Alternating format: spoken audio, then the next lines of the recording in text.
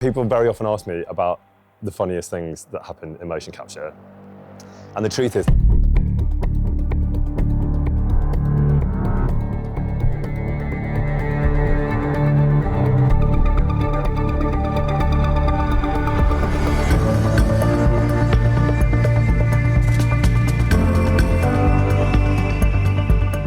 in here, I think is brilliant Clara. So Clara's one of our amazing sound technicians.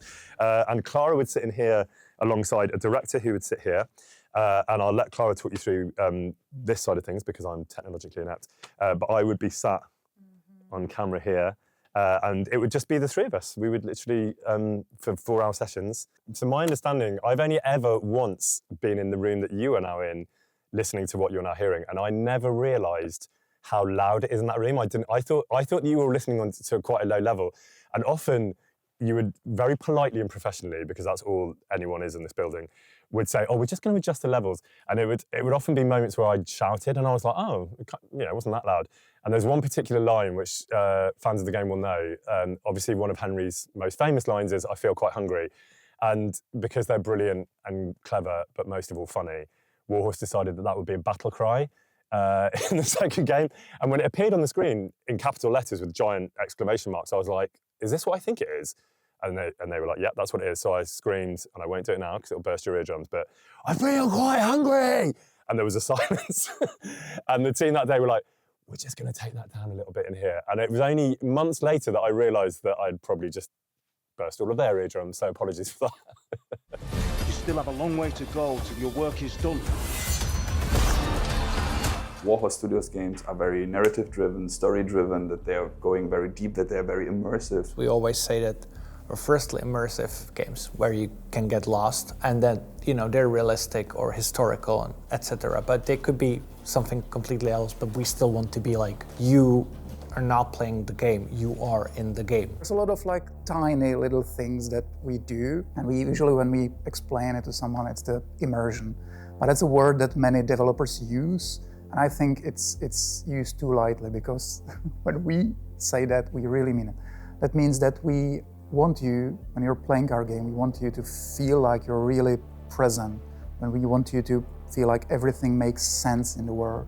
It's definitely attention to details, but to details that seems really unnecessary and unimportant. Like in KCD2, when it starts raining, people get to hide. Like really, there's this guard standing at the gate, and he just moves a few steps to not get wet in the rain, and it's not important.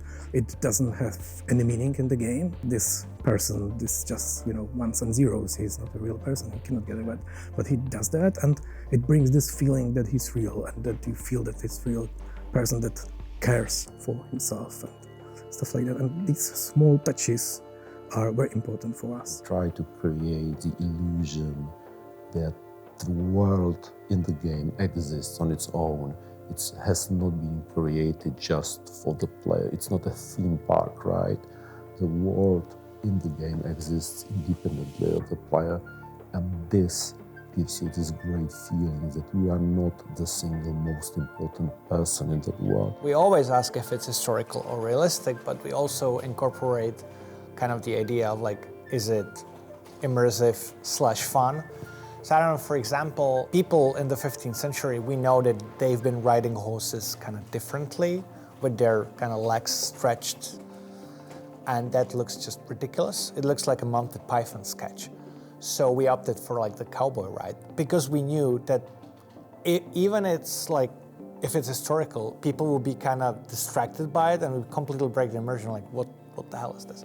So we're always starting with the immersion, and then we ask how can we incorporate this historical stuff and kind of present it to the modern audience so they don't feel like aliens on a different planet. A little thing that helps with this immersion, that we're really trying that you can touch everything in the game. And these are little things. For example, when you're opening doors. In our game, the character really touches the door when he opens it. It doesn't open by pressing a button.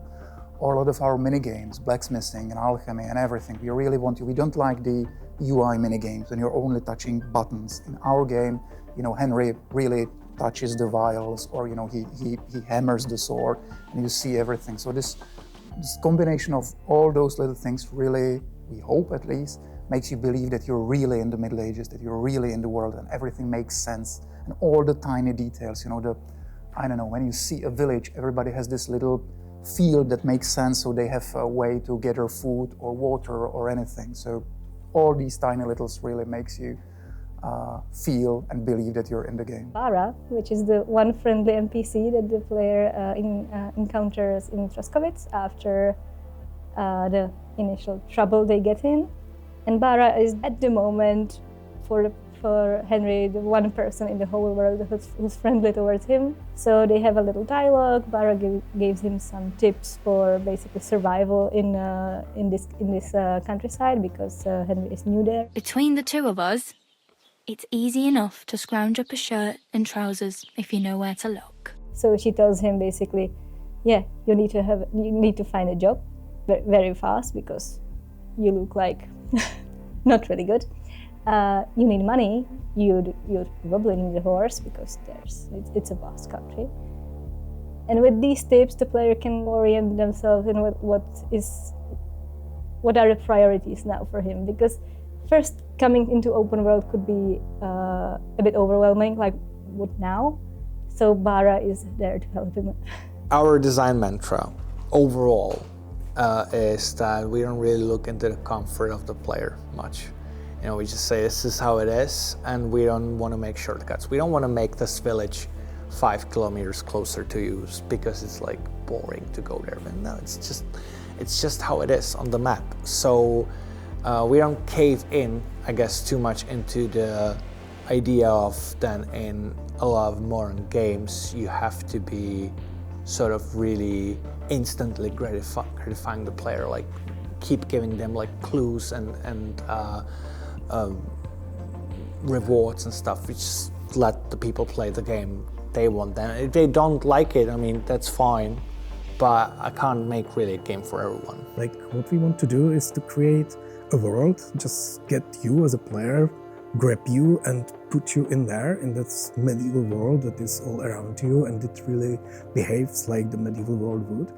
And then, if you want, you can find and entertain yourself in there. But the world is not there for you. The world is there, and you are the visitor. So this is one of the most complicated part, probably, to get you to this feeling like people in the world, they are not there to give you quests and have dialogues with you. They are there to live. And you can talk to them and you can get quests from them, but you are not important part of their life. They are important part of their life. And to create this feeling is probably something that is very difficult, and I'm very happy that we achieved that, as at least as I think.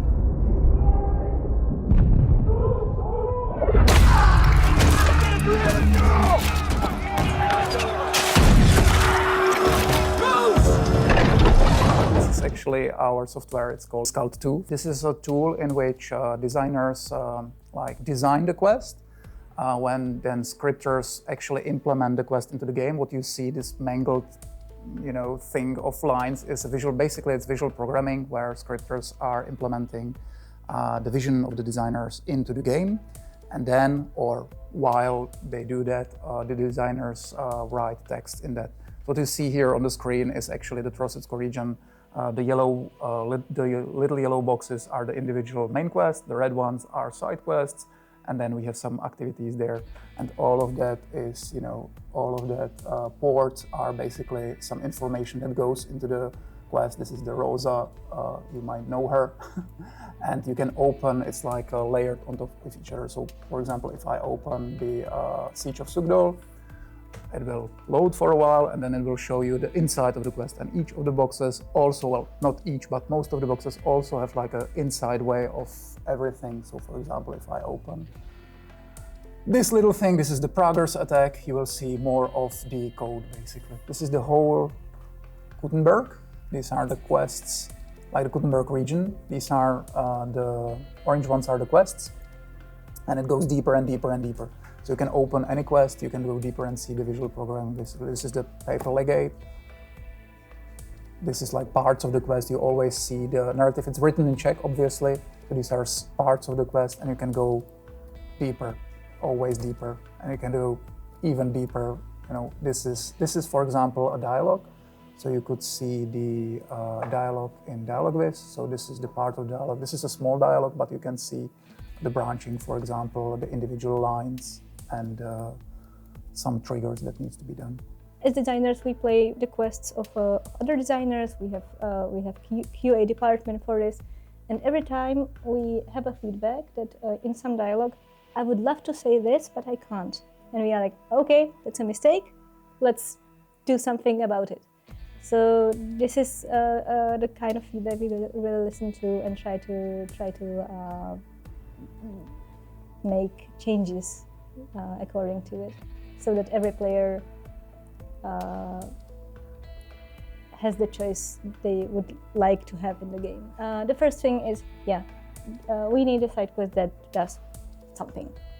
And then some of the designers take this and try to come up with a cool story, parts of the gameplay, then takes it to a group of other designers to think about it, to find some better solutions or better, I don't know, plot twists and stuff like this.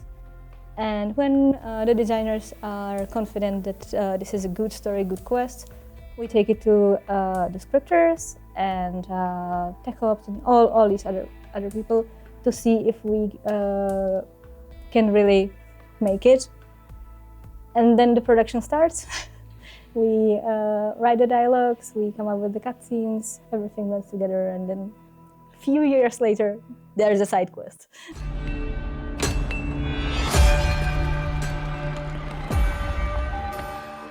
There are several things that we are focused on in cutscenes: the acting, the script, the attention to detail, the lighting. But I think it's the performance from the actors, because everything else can feel fake if the acting isn't honest, you know.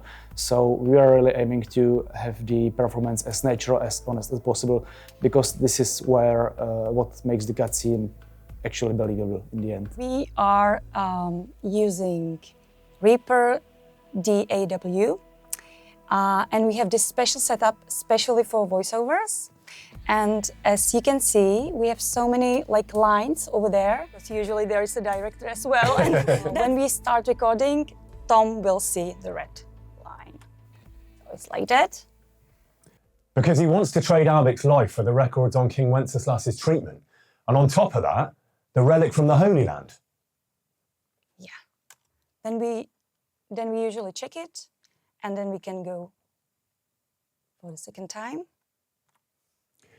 Because he wants to trade Albic's life for the records on King Wenceslas's treatment. And on top of that, the relic from the Holy Land. Did you hear the tummy? Yeah, we've heard that, sorry, Tom. What's that, sorry? Your tummy. Oh, you heard my tummy? Sorry about that. Yeah. Some click there was. That was an expression that was used quite a lot, that there would be little clicks.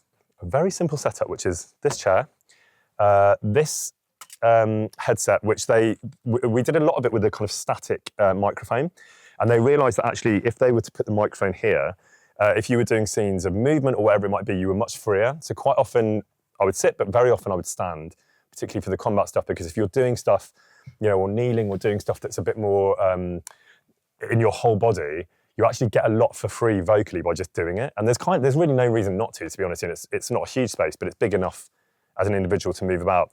And once we have the freedom of that, it looks very simple. But this is kind of a metaphor for Warhorse. It doesn't have to be fancy, but it does have to be good. And this is what that does. It just frees you up as the actor. It's literally a microphone on your head. It's not rocket science, but it just frees you up to do the things that you need to do. I know you've done this in your videos before, but I think it's an interesting detail. Here are the shoes. And again, I've talked about this before, but for reasons that I do not understand, but I'm very thrilled about, I've always had these little sailor shoes. I have talked about this once before, but these little shoes, which I don't know why, but I've sort of become very fond of them, and they've completely fallen apart over the years. But this, I think I'm right in saying, is the same pair of shoes that I've always worn for Henry. And in the second game, they were like, oh, we've got these nice, like, fancy grey ones. Do you want them? And I was like, no, I don't. I want these guys. So these are my Henry shoes, which have, like, seen much better days. But they feel a bit like a sort of metaphor for the character, and that he is, you know, he's a regular boy from a little town, and he, you know, he's not fancy, he has no airs and graces. He's sort of an everyman, which is why I love playing him, and that's completely born out of the heads of the people in this building who created him in the first place. But it's such a joy to play him, and there's sort of something in there that makes me go, that's very Henry, that, you know, these old knackered shoes, I'm not getting rid of them. I don't need a fancy new pair. So they're there. Literally step into his shoes. Yes, I do. I literally do. But this little sneaky corner in here is where I used to find Henry, I suppose, for want of a much less pretentious way of putting it. This is what it looks like. That's the inside of Henry's head. It's now full of junk and fans and boxes and all sorts, which is probably also a bit of a metaphor for like the mess that is Henry. But it was not like this. This was just an open space with a chair. And so I would come in here, I would get seated up, put on my dirty old shoes, and then I would look over the scenes for the day. And brilliant Pepe, who was a cinematic director, would often come and have a chat about what we were doing that day. And in terms of getting into character, it was a really interesting one with this character, and completely unique in terms of my acting experience, because I've spent so much time with him. So in the early days, in the first game, at this moment, we would actually all sit around a table, and all the actors would sit and talk together, and we would discuss the scenes, and for about an hour, and then we would come in here and get suited up. And what we realised is that by the time you got onto set, you'd kind of forgotten everything you talked about. So we realised it wasn't a very efficient way of doing things. And so we changed it to this model. And so what it meant was that we'd get suited up and then we would have those conversations. So that's why I'd sort of do the character stuff here. But what it meant was in those table moments, that's when I was sort of already like thinking about the character and who he was going to be. And it did take longer to sort of remember who he was, remember how he moved and talked, often because I might have been at home working on another job for several months, so it's sort of recalibrating that. What happened over time, particularly the second game, was that it was like a really familiar pair of clothes, like the shoes that you go, that just fitted really neatly. So it took less and less time to kind of rediscover him and remember how he talked. I would be able to find the way he spoke, the way he moved very, very quickly, because it was just so rooted in my muscle memory. And it still is, more than any other character I've ever played. I can kind of find him very, very, very quickly. So then it became more, in terms of preparation for the day, it was much more about understanding the scene we were about to do and the characters that were coming in and how those things worked as much as it was kind of rediscovering the character.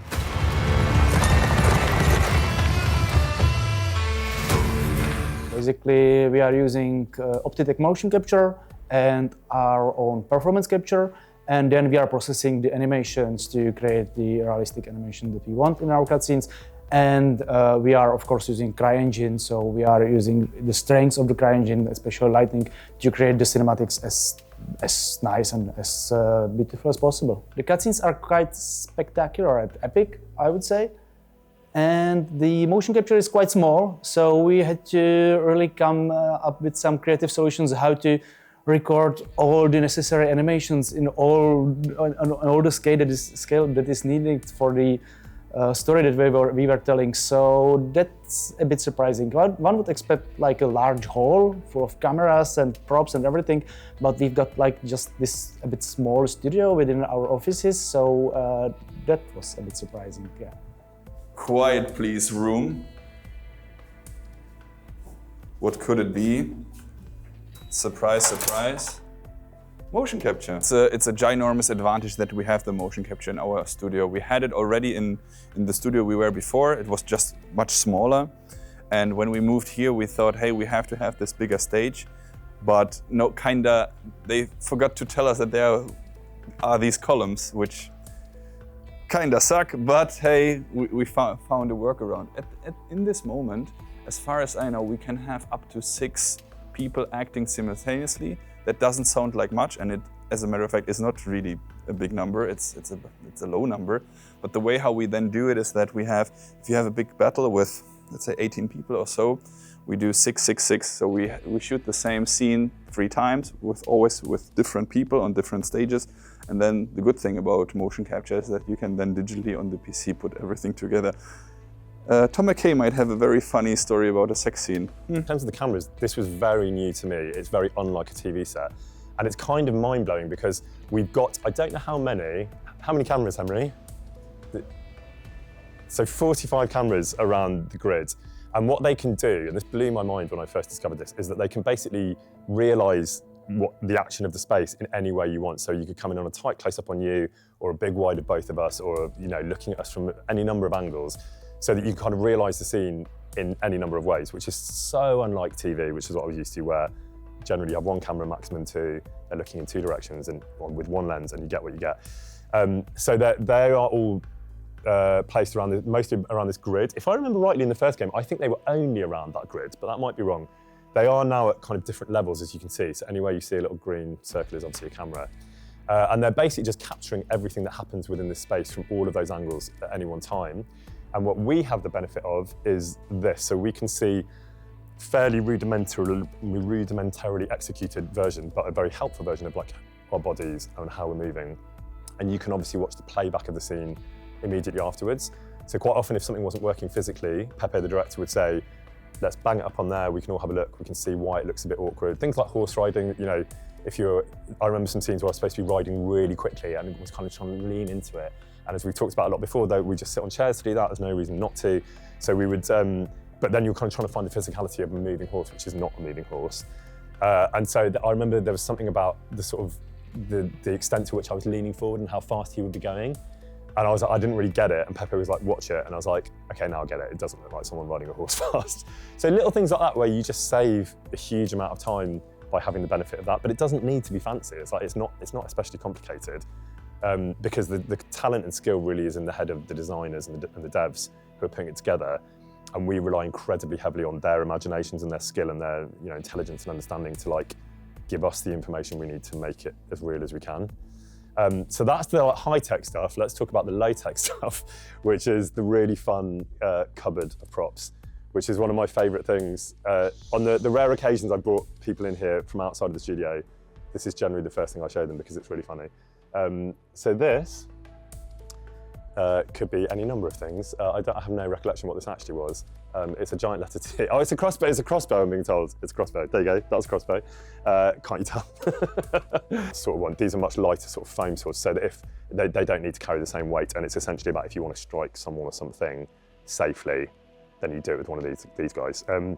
There was also, you can obviously see there's crash mats here and all sorts of stuff that Warhorse were always amazing at kind of keeping an eye on safety and making sure that we were all safe. So that was always paramount. There's some more fun stuff here, including mace.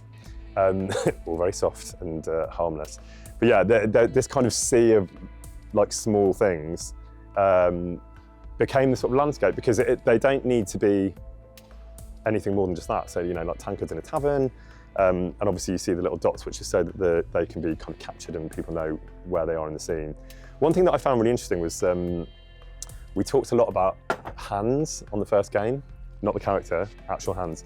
And I think I learned that they were very difficult to execute, and if you were doing like detail like this or touching your face, and actually as the game evolved in the second game, I remember that becoming much less of a problem. We also had head-mounted cameras, which we didn't have in the first game, so those kind of details in the second game made our job a lot easier because we were able to do things much more nuanced in terms of our performance with the cameras, but also we were just less restricted by things like that. That's completely understandable in the first game that those sort of details were harder to execute.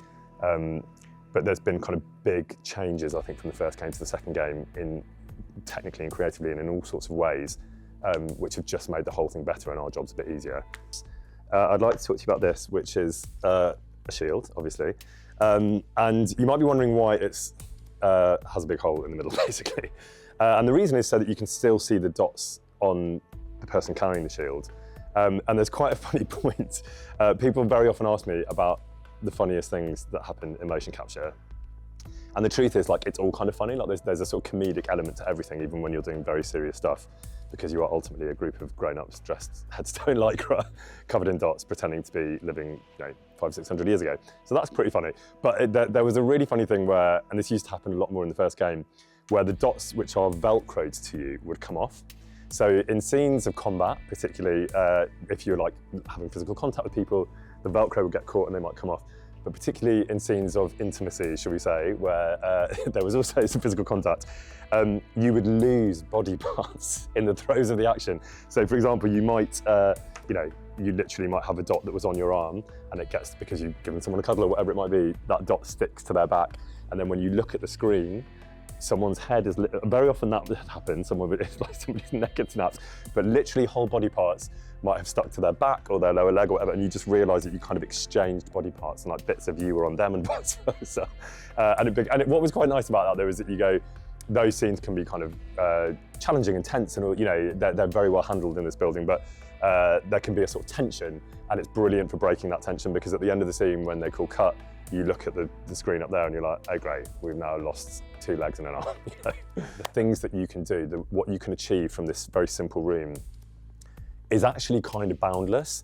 And that really just blew my mind when I started working on this game, and particularly when I saw the second game, the cinematic nature of it had been described to us extensively, but you can't really understand that until you see it.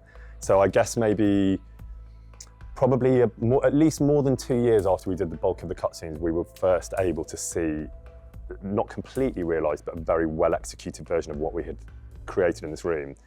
And it totally blew my mind. I mean, they all knew, they all had the faith, they had the technical understanding and the belief, but I'm not, you know, I'm technologically inept.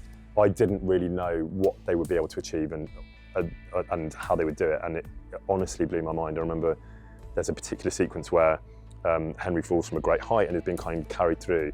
And it's used very cleverly by the creator of the game to be a kind of recap for those who played the first game, an introduction narratively to those who haven't. But those things are fine, but it's also got to be a scene with like thrust and drive, and you literally have all these, you have like armies of horses coming towards you and ploughing through gates, and I see hundreds of members of an army kind of appearing out of the dark and then disappearing. And it's so dynamic. And when I first saw that sequence, that was probably one of the first moments where I was like, wow, I knew this game was going to be good and next level, but this is, and they all knew, they all absolutely knew from the get-go, but how could I? It's not my natural habitat, so I didn't know what was possible. And it completely blew my mind. I always dreamt of leaving this place.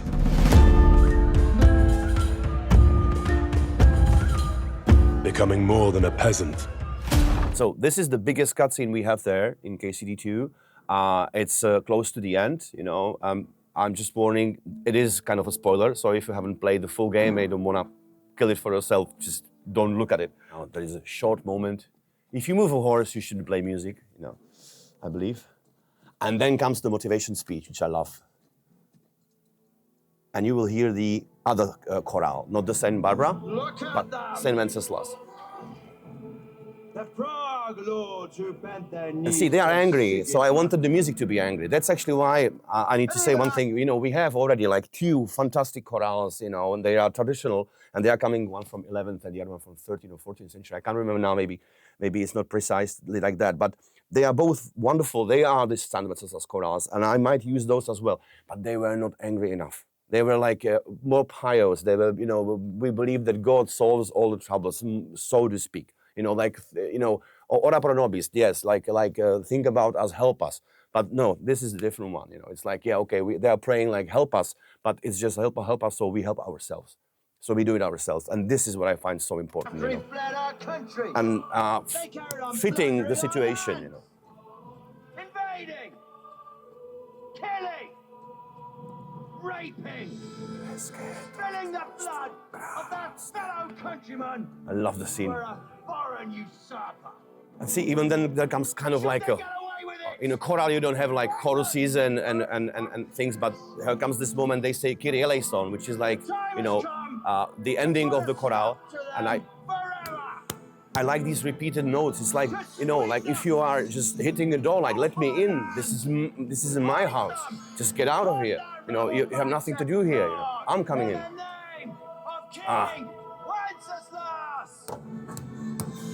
Let me in. It must have been so much work for my colleagues at Cinematics. You know, they've been doing this for years. Just look at this. Wow. And then they are moving. So the music, of course, is now faster. They are well motivated. Now there's going to be a fight.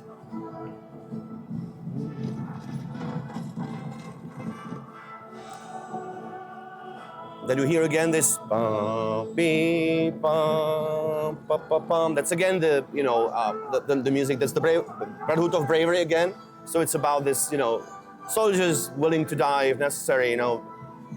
And Then comes the moment which is, that was too noisy now, so I had to make a short stop, you will see. And then the music goes on.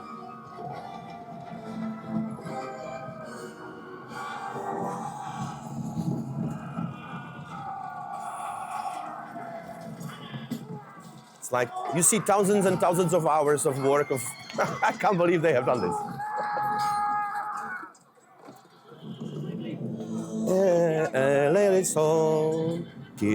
That's another chorale which I use as well, you know. That's actually the main theme. It's just a bit different, you know, it's more dramatic. And here comes the moment. So he's in. And this is the music of resistance, but it's like level it up, the theme, it goes up and up. But this time, he is not alone. He has friends. And I find this so strong. Oh, I love this scene. So that's it. You know the trouble with an adventurous life?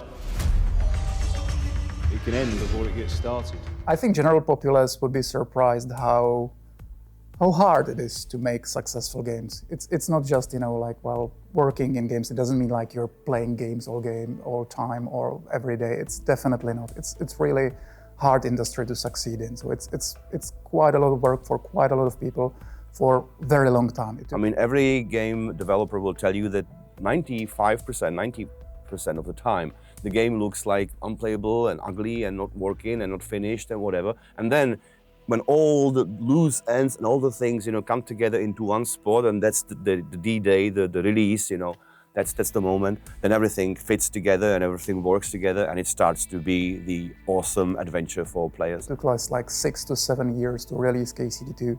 And we were like 120 or 30 people. And by the time we ended, we were like 230 or 40. So, you know, that amount of people for that many years, that's what it takes to actually release big, successful game. I think my involvement on the first game was, I'll get this probably wrong, but it was it was about 4 years. For the second game, which is so much bigger in scope and size and scale and all the things, we calculated, I think it was just in the main game alone, it was something like 508 hours of voiceover alone, that's just voiceover. And I've since done well over 100 for the DLCs.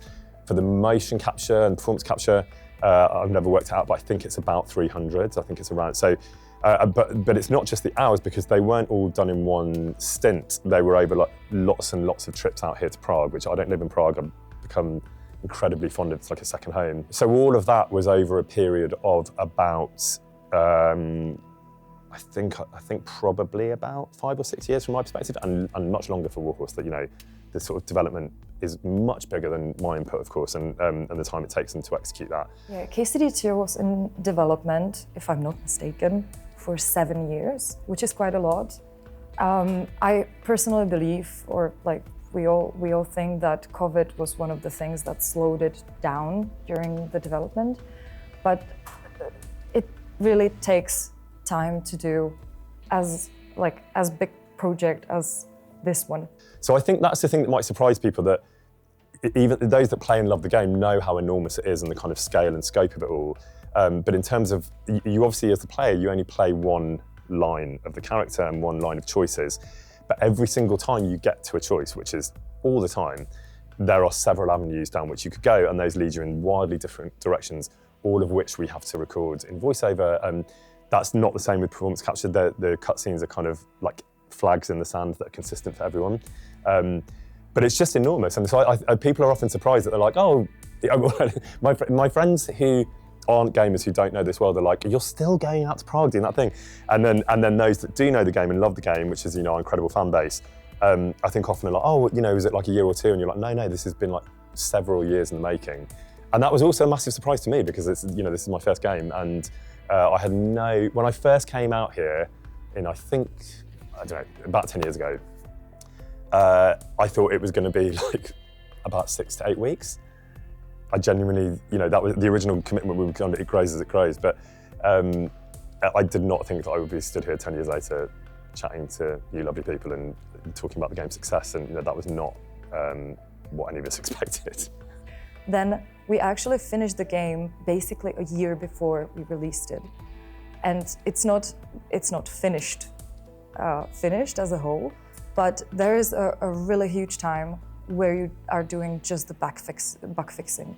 And it must sound like it's like a lot of time, but if you're doing something, somebody is adding up to one huge creative project for 5 or 6 years. So then you really need time to put everything together, to make it sit.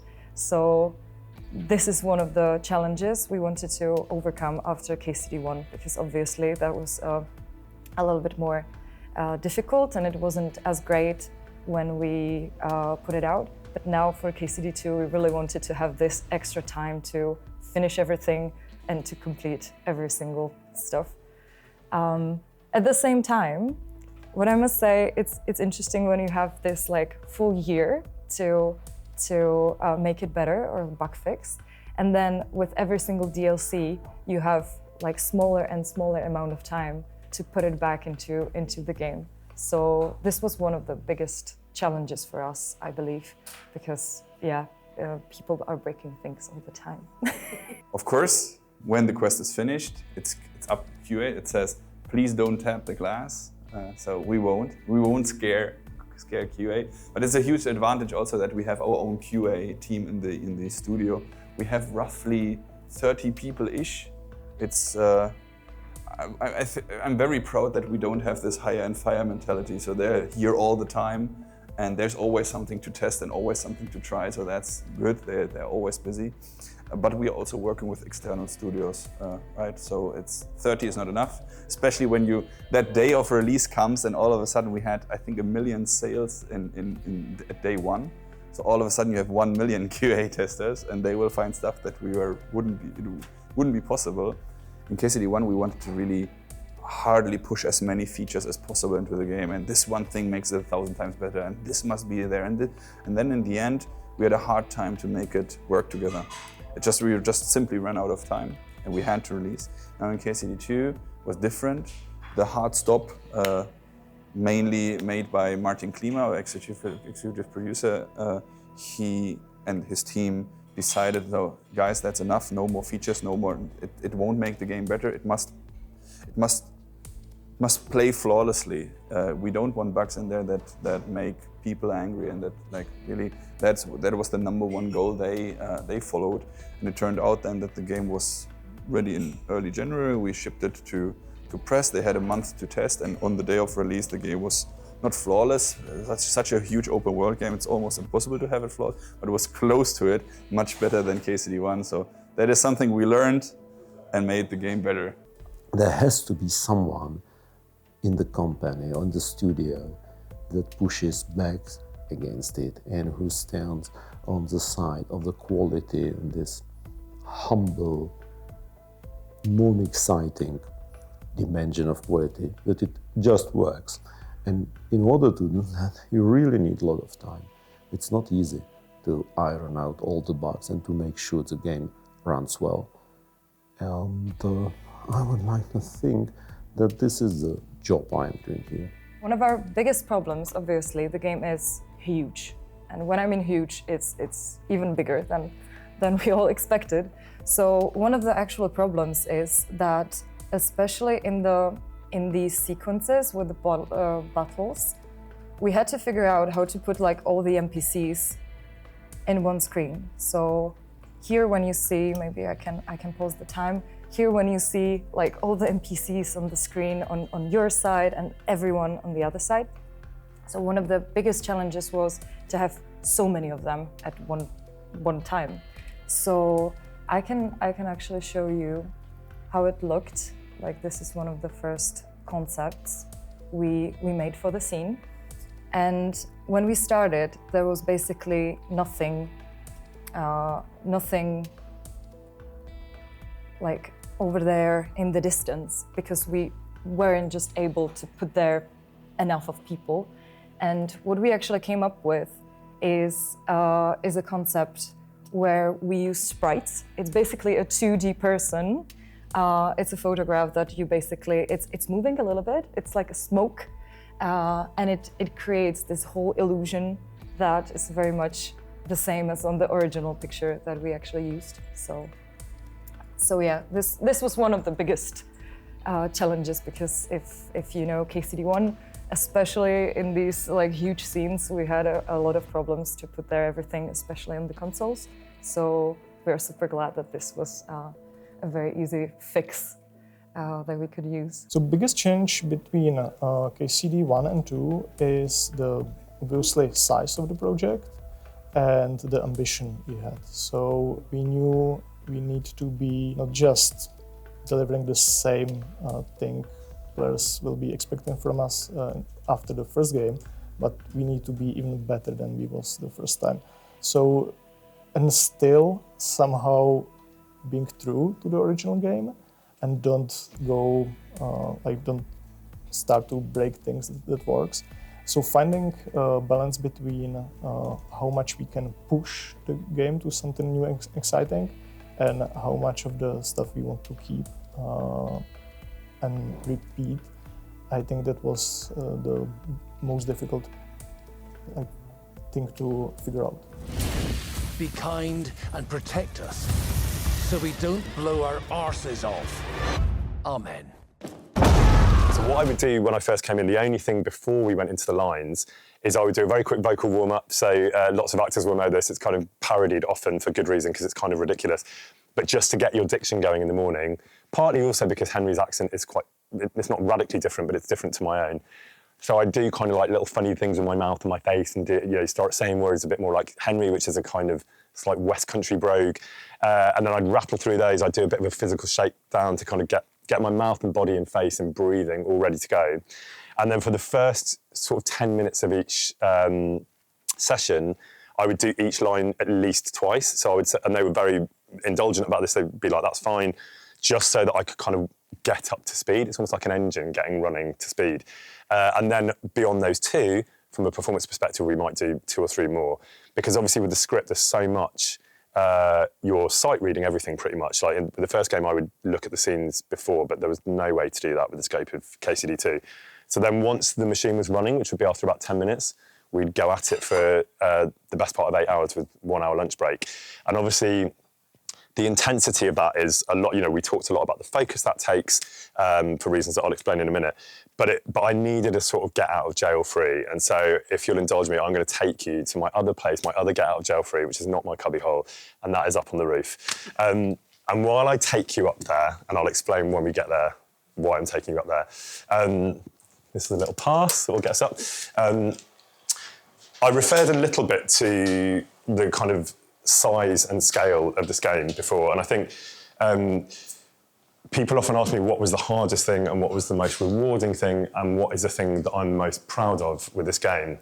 And for me, that's actually it. I think it has such broader shoulders. So while this sort of core essence of this character, this story is exactly the same. No baby has been thrown out with any bathwater in this evolution. But what has happened is that the shoulders have just grown so much broader.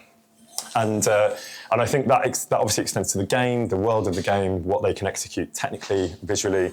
But from my perspective with Henry, it's really what you can do with him in the second game, what they have made it possible to do, and what that has then demanded of me as an actor is so radically different to what it was in the first game and in any other game. And so I think the amount of time that it takes to kind of put that together and just to build over those years, like we say, was immense. And so in the voiceover particularly, that was when most of those character choices happened, where you're working through player choice and you're kind of building these like many, many iterations of the character. And that was genuinely sort of Matrix-esque and like mind-bending from my perspective. And so when it was all getting too much, I would wander out here, and this is not very fancy, but it literally was my sort of my safety net and my kind of sanity retainer, if you like. I would come out here because you were sat in that tiny little booth, and we'll take a look in a minute, but you get a lovely view over Prague. I'm pretty sure you're not actually allowed to walk on any of that area, but I'm afraid I did often, so if the roof is damaged, forgive me. But you just get this gorgeous vista. In the far distance, we'll have a look in a minute, you can see the castle, you can see the Petrine Tower, you can actually see the Žižka statue if you go right to the end. So you get all these gorgeous aerial landmarks of Prague itself, but mostly you just get oxygen and light, and this is sort of where I would recenter and kind of come back to me a little bit, shake off Henry for a few moments, and then go back. And I would do this, I generally would do about an hour on, 5 to 10 minutes off, an hour on, 5 to 10 minutes off, and this is where I would come. And I would just put my phone away. I was like, I can't look at a screen. I just need to like look at sky and light and air and breathe air. And this is it. This is what stopped me from going absolutely insane playing Henry of Skalitz alongside the gorgeous people of Warhorse. But like, I mean, is this allowed? I've done this a lot, but I'll just keep walking. You asked me if this is where I come to lose Henry, and actually, on a technical level, it was true that you sort of need that breathing space and that time to sort of shake it all off for a little bit, especially with the more sort of challenging, traumatic, kind of rageful stuff. He can be an incredibly vengeful and angry, traumatized man for a lot of the second game, if that's what you choose. And so you need to sort of decompress and just get rid of that a little bit. So this is where I would do that. But in terms of like leaving him or losing him, that is something I never really did and probably will never do, because he's so in my bones that as soon as I sit down, as we just did in that voiceover booth, and particularly the sort of visual and muscle memory of seeing the red strap of the lines going live and all that stuff, it kind of immediately comes back, and his voice is distinct. I know exactly where he is. So I don't want to lose him or leave him. You know, it's a gorgeous. He's probably the single character that I'm the most proud of playing, and definitely the kind of biggest mountain that I've scaled in my acting life. So I don't want to lose him. I'm incredibly fond of him as a character. I'm incredibly fond of KCD as a game, and I'm supremely fond of Warhorse as a company and the people in it. So this is not where I come to lose Henry. This is just where I come to kind of, I would say connect with nature, but it's not, there's not that much nature, there's a few trees. But yeah, this is definitely, I've seen the seasons change from this vista. I've seen the river freeze over. I've seen blazing hot sunny days where you couldn't come out here because it was so bright and so hot, and everything in between. But what I do know is that this whole town, this building, but this whole town is just littered with gorgeous, happy memories of creating this game and working on this gorgeous character. We are incredibly blessed with this game, and I've learned this over time. The whole thing has been such an adventure and an education for me as someone who is not a sort of gaming native. Even though I used to play a lot of games when I was younger, but not for a long time. And so I didn't really understand much about fandoms and how they worked, and they work very differently to like TV fandoms. But this game particularly is blessed with the most extraordinary kind of energetic, passionate, intelligent, and like funny army of fans. And those are all qualities that are reflected in Warhorse. So I don't think it's an accident that they share that kind of ridiculous humour that I also share, but also an intelligence and a kind of curiosity about history, and a kind of focus on historical accuracy. And our fans share all of those things, but they also, what I've learned is that we are really blessed that kind of energy and passion and humour and support is not enjoyed by all games. In fact, it's incredibly unique to us, and the level of support for this character is pretty unique. And so, we owe them a massive debt of thanks. The first game was fueled by a Kickstarter campaign, and that kind of speaks to the whole thing, that committed energy, the personal nature of that is something that has absolutely continued to now, even though it's a much bigger animal. And so, there would be no game without the players, I've said this before, and without that kind of extraordinary fan base. And they are the kind of wind in our sails that keeps us moving forwards. And, we see them and we hear them and we know they're there, and we're very, very grateful for everything they've done for us. On one hand, super passion-driven and vision-driven, so we do what we believe is a great game. We don't tick any boxes, no publisher, no marketing, no one like dictates what should or should not be in the game. The only people who do is our own developers plus the community feedback. And from Kickstarter, from 2014, we tried really hard to stay in constant dialogue, see how people are reacting, try to adjust. Many of the ideas in the game, like the Savior Schnapps, for instance, which is like people love and hate it, but this is also originally came from some community ideas that it's a Czech game from the Czech Republic, so people should save while drinking a beer, and we try to think further. And it also translates now into nowadays when we are releasing a paid DLC, for instance, there's always something for free, even for people who did not pay anything. So We try really hard to do a lot of community stuff and kind of give back. I think we are, yeah, and I think you have heard that from all my colleagues whom you talked before.